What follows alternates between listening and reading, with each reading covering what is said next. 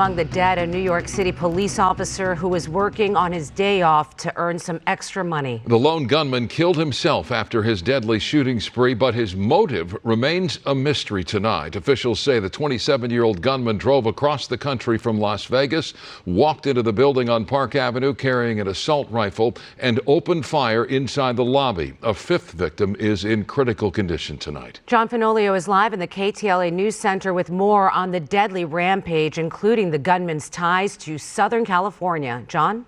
Sure, Micah. We've learned that the shooter was a student athlete at Granada Hills Charter High School many years ago.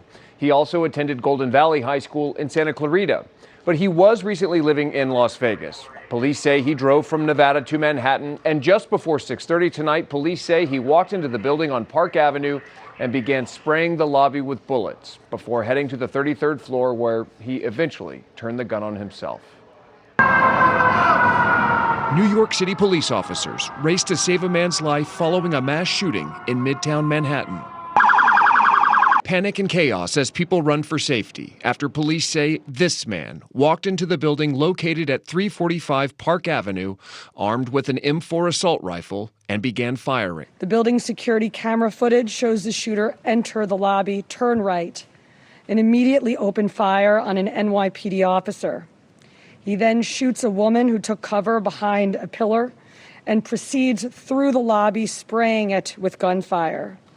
He makes his way to the elevator bank, where he shoots a security guard who was taking cover behind the security desk. One additional male is shot in the lobby, per his own statement from the hospital. The shooter then calls the elevator, which opens in the lobby. A female exits that elevator, and he allows her to walk past him unharmed. He goes up to the 33rd floor, which is Rudin Management, and begins to walk the floor, firing rounds as he traveled. One person was struck and killed on that floor.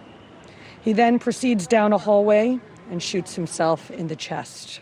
4 people killed, including NYPD officer Didarul Islam, who was 36 years old. His wife currently pregnant with a 3rd child. Tonight, he's being honored as a hero as his body is transferred from the hospital to the medical examiner's office. This is the moment officers went in to confront the shooter, as seen from a nearby high-rise, before discovering he'd taken his own life. Police identifying the shooter as 27-year-old Shane Tamura of Las Vegas.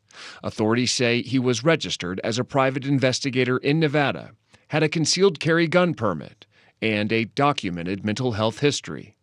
They say he drove for 2 days from Nevada to New York to carry out the carnage. Las Vegas police searching his home late Monday. Tamura was also a standout former high school football player who attended Granada Hills Charter High School.